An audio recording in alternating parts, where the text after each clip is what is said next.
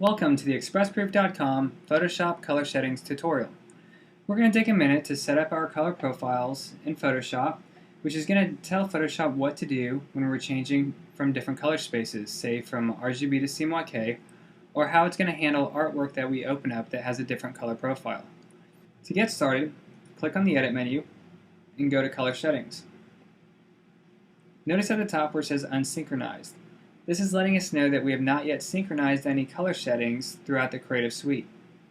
After we set up our color settings here, we'll show you how to go into Adobe Bridge and synchronize color throughout the entire Creative Suite.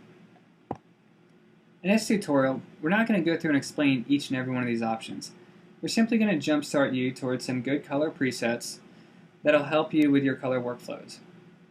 First thing we'll want to do is go into the settings and select the appropriate Adobe preset. For most offset printing scenarios, North America Prepress 2 is a good starting point. Notice that this changes the dot gain to 20% and changes the CMYK working space to US web-coded swap v2. If we're printing on newspaper or newsprint, we're going to want to switch to the North American Newspaper preset. This will change the dot gain to 25% and change the ICC profile to Snap 2007.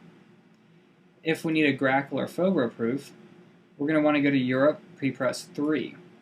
That's going to change the dot gain to 15% and change the CMYK working space to coded Vogra 39.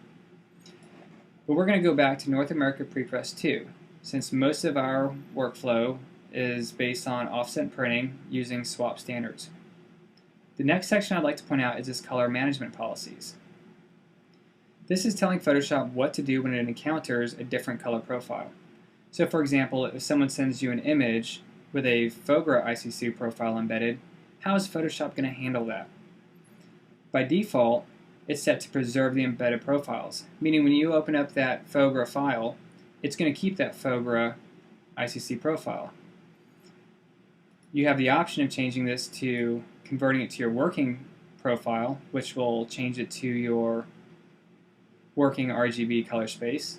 You could change it to your working CMYK, which will change it to whichever CMYK working space you have set up here, or you can tell it to do nothing. For now though, we're going to go back to preserve the embedded profile. Next point to point out are these three checkboxes. With these checkboxes enabled, every time you open up that image with a different ICC profile, Photoshop is going to ask you what you want to do. If you want to preserve, keep, or discard. If we uncheck these, then Photoshop will simply do what it's told right here. It'll simply open up the image, preserving the embedded profile without asking you if that's what you want to do. So I'm going to go back up here to Prepress 2. Notice that it just checks these boxes. I'm unchecking these and it's changing the setting to custom since it's not part of Adobe's preset. One other thing to point out back up here in the working space CMYK is if I want to be a little bit more specific on what kind of swap I'm doing, we can choose these ICC profiles based on the paper choice. So if you're printing on a grade 3 paper, such as most magazines, which will print on a 2 or a 3, or in some high-end scenarios a grade 1 sheet, we can select web-coded swap 2006 grade 3 paper.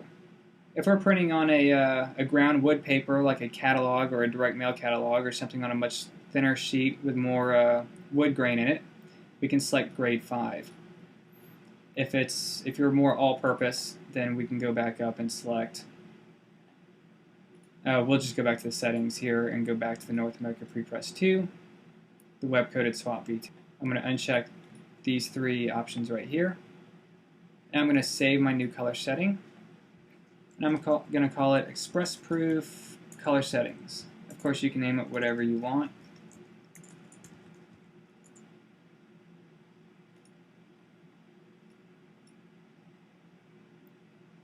We can give it a description, ExpressProof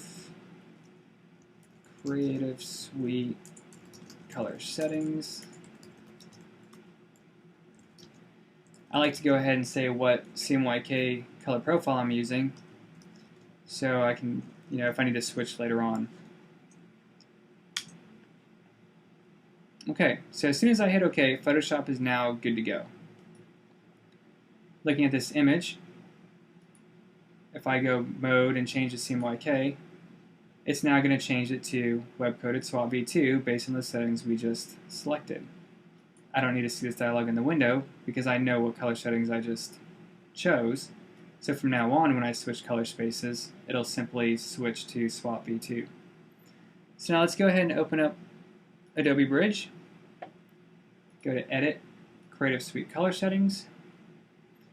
Notice the color settings we just made in Photoshop are now available. I'm going to select this color setting. I'm going to hit Apply. And now my entire Creative Suite is using those color settings. We can double check that by opening InDesign, going Edit, Color Settings, and confirming that our new preset is now available. Thank you for watching this tutorial, and we look forward to proofing with you.